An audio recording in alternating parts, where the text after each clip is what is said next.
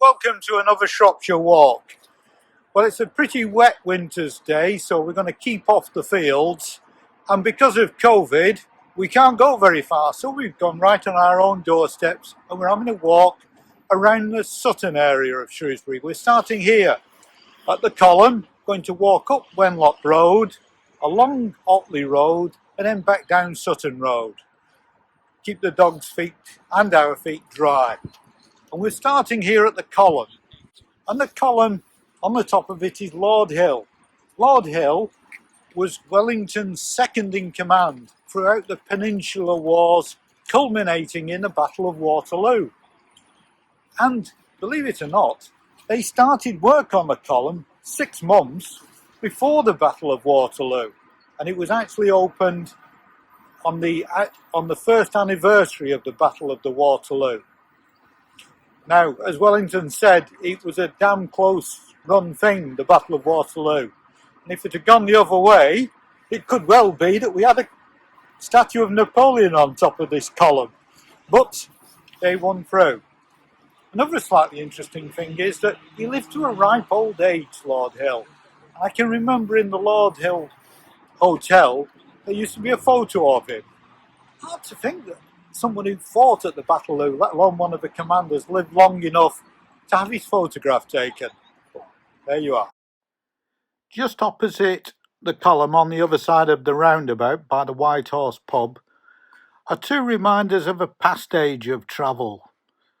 A water trough provided for the horses who pulled all the traffic up and down the Watling Street or the road down to Bath through Bridgenorth, and also an old mile post or sign showing the mileage on the two roads from the turnpike days, probably before Telford built his new improved Watling Street. Just along the Wenlock Road is the very old church of St Giles. Originally it was a chapel serving the leper colony that existed here in medieval times, but by early Victorian times it had become near derelict and was only used for funeral services and 2 afternoon services a year, one during Eel Pie Wake in July and another in Cherry Pie Wake in August. Then later in mid-Victorian times it was renovated and extended to serve the growing population as this part of Shrewsbury was built up. The church must be congratulated for its magnificent Christmas statues of Mary and Joseph and the angels, and a particularly wonderful statue of Captain Tom, a hero for our times. This is the Armoury, in between Wenlock Road and London Road. It was built in 1806. And why build an armoury here? Well, Britain was at war with France, and the government was terrified that the French would land in Ireland and invade England from Ireland. So what they did was they had the road from London to Holyhead built so that they could get people to Ireland as quickly as possible, including soldiers. And they built this armoury here in Shrewsbury. So the idea was, if the French landed in Ireland, the call went up, the local militia was raised throughout England, and they all started walking up the A5 or Watling Street towards Ireland, and as they passed Shrewsbury, they'd all be given a musket. And they stored about 20,000 muskets here, just in case of that. Well, fortunately, it never happened, but it carried on being a military establishment into Victorian times. And you can see this wall that remains, the wall round the armoury. They were also very scared that working class people might break in. Ketley coal miners come and break in and pinch some muskets and do a bit of revolutionary activity of their own. The main building is no longer here, but it's still in Shrewsbury. After the First World War, there was a chronic shortage of building materials, and Morris's wanted to build a new building next to their HQ at Welsh Bridge.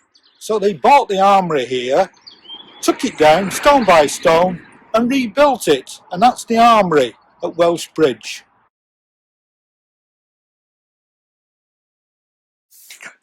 After the war, the council bought the Springfield estate and started to build a housing estate there, Springfield Estate.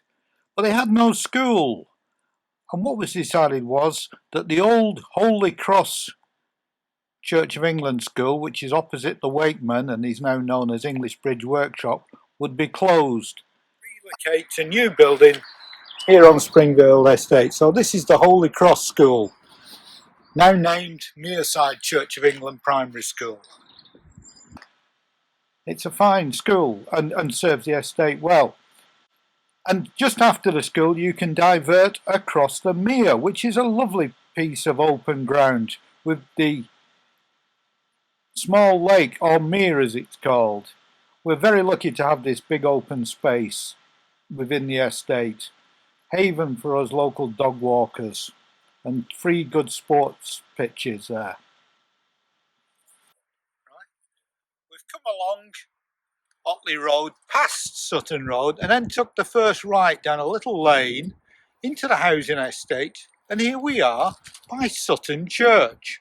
It's a very old church this. It was probably built in about 1100, but by 1850 it had been abandoned and was turned into a barn for many years. Then in about 20 years ago the Greek Orthodox Church took it over, and once again it's a church.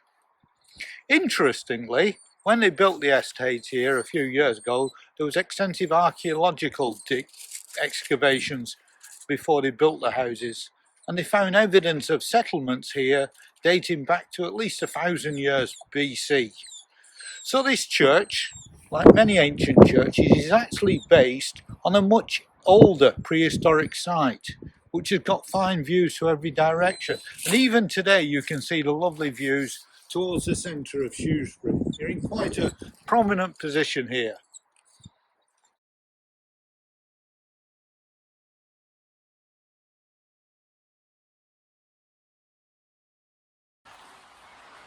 This is Sutton Spa Cottage.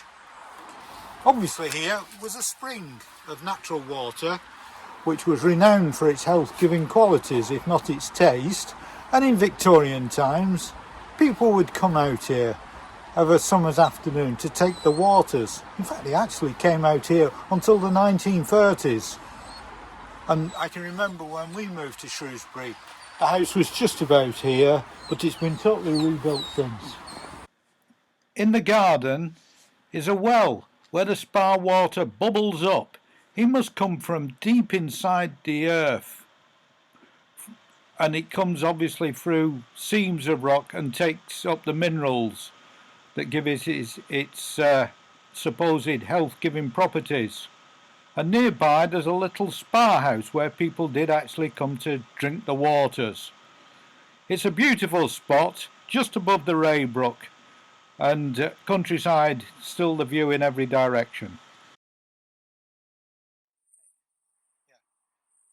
At the St Giles end of Sutton Road, in late Victorian times, prominent businessmen built themselves fine houses so they could live outside the town with fresh water and good views.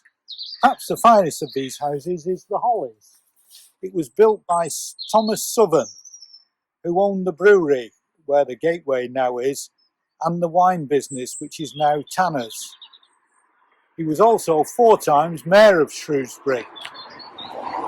When he bought the land, the advert said, "Plot for sale for gentleman's residence with its own brick clay." In other words, they came along and instead of getting bricks delivered from Travis Perkins, they dug the hole, which was going to be the cellar, and from the soil they got out, they baked the bricks on site to build the rest of the house. Very self-sufficient. That just about concludes our walk for today, just a few hundred yards back along Sutton Road and Wenlock Road, and we're back at the column. Thanks for joining us today. Hope you've enjoyed it. Bye.